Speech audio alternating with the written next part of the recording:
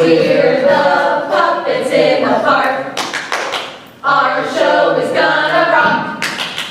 We have disabilities, but we're just like you and me.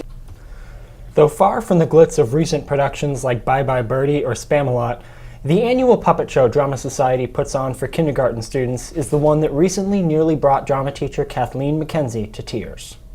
It has no elaborate lighting, nor costuming, nor makeup. Rather, the annual Puppets in the Park Disability Puppet Show simply places a few members of the HHS Advanced Theater Studies class behind a tall table to act out a series of sketches educating children on various disabilities. After its 20th year in existence, though, McKenzie and Puppets in the Park creator Frank Noyes agree that it is much more than a 30-minute puppet show. Little history. Back in 1986, there were 7 people in town who decided that there was a need to focus on disability awareness in Hudson. I can tell you 2 of the people I know is Nan Kurtz and Nancy Sullivan, and they went off and formed the ADA Committee. And it was Nan's insight that we wanted to build disability awareness with the people, and figured that we would do it with somebody with the young folks in town. So we started with the kindergartners to build disability awareness. And she had the brainstorm to do a puppet show because kindergartners love puppets. You know, I can do anything with puppets, and the kindergartners love it.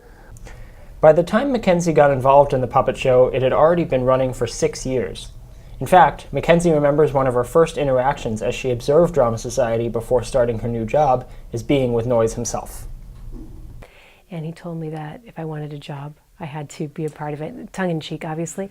So I knew I was going to start this show from the beginning, and how could I be a part of it? So it's been 14 years now that Advanced Theater Studies has had this be a part of their curriculum. And the first year, I believe we did the exact show that Mr. Noyes wrote.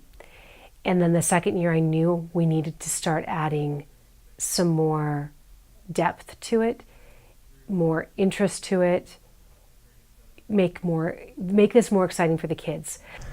Indeed, over the years, the show has evolved according to both changes in attitudes and understandings of disabilities, and according to the puppeteers behind the show. Other students like Sam Kurzankowski, another name from the past, his mother is an amputee, and he said, we need to have somebody in this show that wasn't born with a disability but became disabled. We had somebody else whose mom was very much involved with people on the spectrum, so she really wanted to get that scene right. We had a student here, her name was Kat, you may remember Kat from the years, whose mom works with deaf children, and we really bumped up that whole thing. Even McKenzie herself said she feels she has left her mark on the show. When I became a mom, I started to teach my kids baby sign language, and so I wanted to get some of those things that I was teaching my own children into it, and that's how we got like rain and rainbow as part of it. So it just grew over the years. Having seen his creation morph over the years, Noyes is grateful. Particularly, he said, he is happy to have the show updated for 21st century understandings of disabilities and modern technologies designed to accommodate for those who have them. I think it's phenomenal, just from a standpoint of that, you know, I wrote the show, it was a basic type of show. They're not only we've added 2 different skits to it with a couple of puppets with disabilities that weren't in there before, but they've added things in it that just add to the show. They added a song at the beginning and the ending.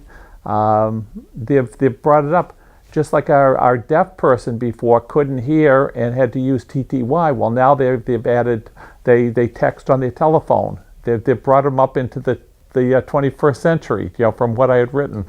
At 20 years old, the show has now been run for an entire generation of Hudson Public School students. Filling rooms with well over 100 children per show, Puppets in the Park has become a universal experience shared by thousands. Yet at its core, when discussing the show's real meaning, purpose, and impact, McKenzie recalls a moment in a small elevator with her 3 boys. And there was somebody in the elevator with us that was in a wheelchair. And my boys were like wanting to talk about this person. And before I did this show, I would have done what every person does. don't talk about that person. Don't look at them. And all that does, as I've learned from the show, is teaches your kids to be scared of people that are different.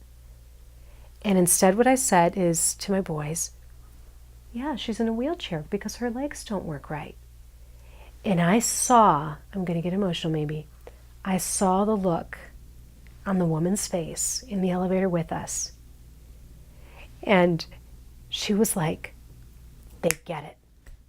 And she had a conversation with my boys about being in a wheelchair. And to this day, my kids, they're not scared of somebody that's in a wheelchair. It's not something that's bad. It's just somebody needs a little bit of help. And don't we all?